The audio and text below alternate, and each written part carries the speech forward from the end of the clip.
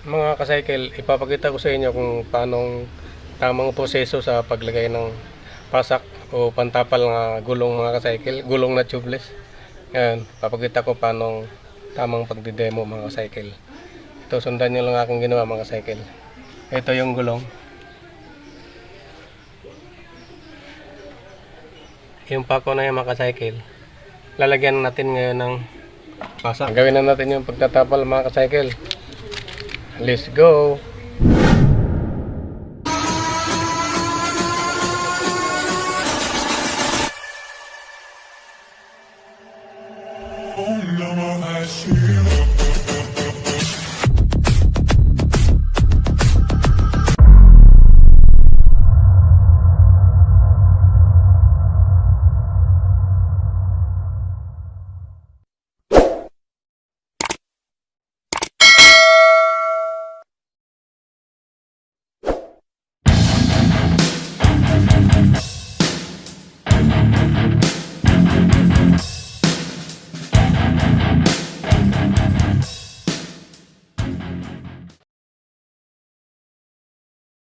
Mga ka-cycle, ang paglalagay nitong tire shade o pasak, madali lang itong ikabit.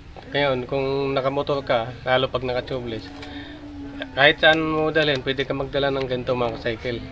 Tapos, dapat may baong ka din ganito.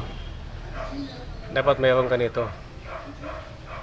Kung ayaw mo mabala sa iyong biyahe, magbaong ka ng ganito, tapos ganito, tire shade mga ka-cycle o pasak. Kapag may ganto ka, wala ka nang abala sa iyong biyahe. Kahit ikaw na lang maggabit, ikaw maglagay.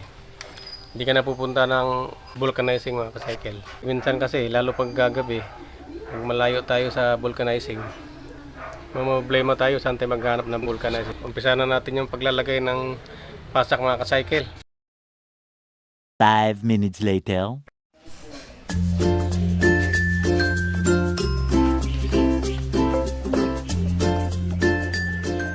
Mga ka-cycle, kapag nagbunot tayo ng isang pako o kaya tornilyo, kadalasan sa mga pakong maliliit, lalo sa mga bisikleta mga ka-cycle, ang ginagamit namin dyan itong nail cutter mga ka-cycle. Hanap kayo ng sirang nail cutter, yun yung ginagamit namin pambunot. Yan, mas mainam to mga ka-cycle. Kapag tubeless naman, ito cutter plier mga cycle. Minsan ito ginagamitan namin ng screwdriver na flat. Para saan ito mga ka-cycle? Ngayon, pakita ko sa inyo para saan itong screwdriver na maliit.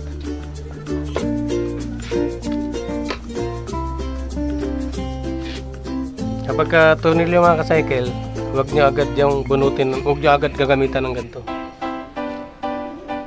Alam nyo kung bakit? Kasi kapag binunot mo agad yan mga ka-cycle, kasi tornilyo yan, baka lalong lumaki yung butas. Ayan, ang gagawin yan mga ka-cycle, gagamitan natin ng screwdriver. Gamitan natin ito mga ka-cycle. Ayan mo.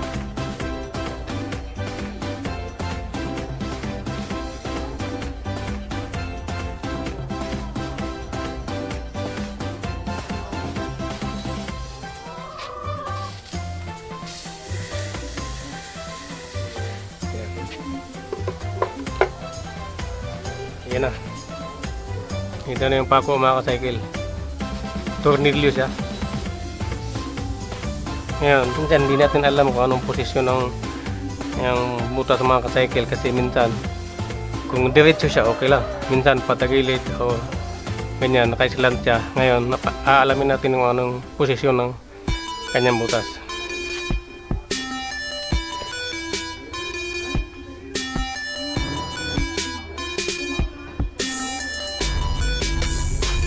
Yan mga ka-cycle, diretso. Kapag tumagilid yung ito mga ka-cycle, kapag tumagilid siya ganyan, naka-slant, ibig sabihin yan, yung pako, yung naka-slanting yun, hindi mo pwedeng lagyan ng tapal na naka-diretso. Dapat sundan mo din yung posisyon mga ka-cycle. Ayan, naka-diretso siya, diretsoin natin yung pasak mga ka-cycle.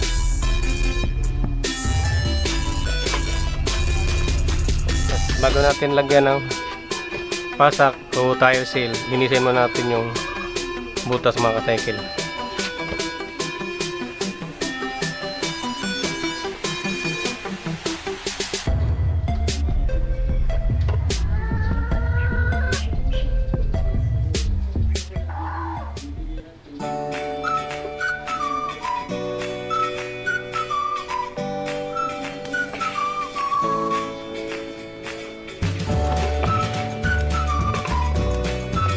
Kaya biglang hinatak yung mga ka-cycle para yung guma na itinulak mo papasok, bigla siyang lumabas dahil dito sa groove.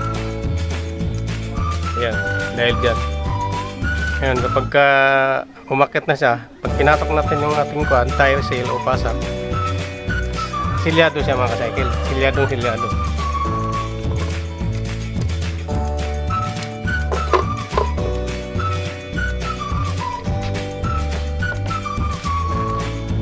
Yan ang mga ka-cycle, lagyan na natin ng pasak o tire sail.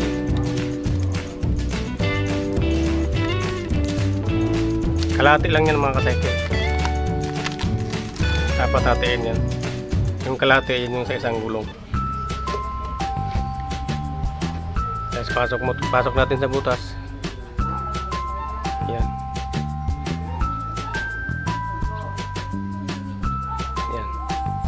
Yan lang mga ka-cycle. Tapos yung dulo nito mga ka-cycle, lagyan natin ng langis para pag ipinasok natin dun sa butas, madulas siya.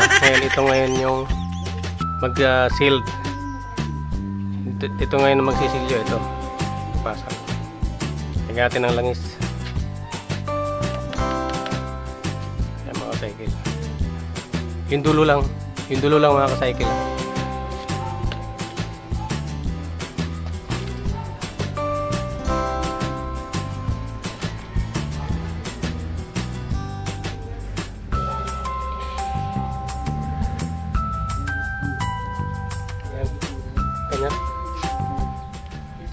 Yan, nakabaon dyan mga ka-cycle, diba? Ayan, hatakin natin ng bagla. Ayan. Diba, may naiwan. Ayan, hangin naman natin ito mga ka-cycle. Wala. Mga ka-cycle, yung ating nilagyan ngayon ng tire sail o pasak, nalagyan na natin siyang ng hangin mga ka-cycle ngayon. Checkin natin kung ilan yung kanyang pressure mga ka-cycle, yung hangin.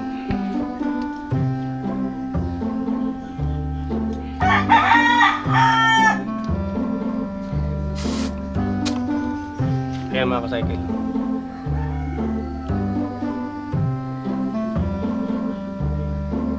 Kita ba? Nasa 40 o 40 plus. Malabo sa kap.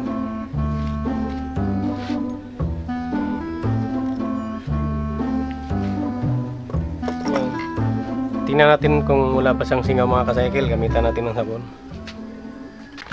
Lagyan natin ng sabon mga ka-cycle.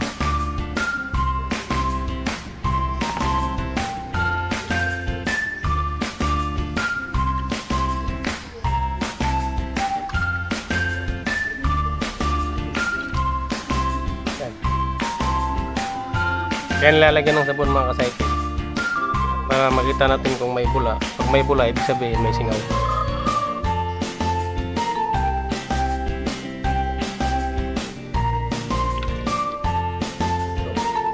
Okay siya mga ka-cycle, walang singaw. Ayan, tatanggalin na lang natin tong sumubura mga ka-cycle.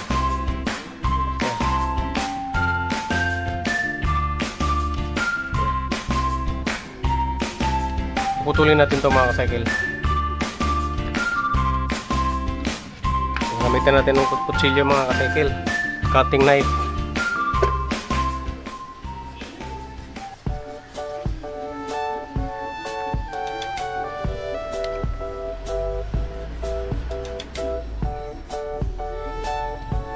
Ayan na.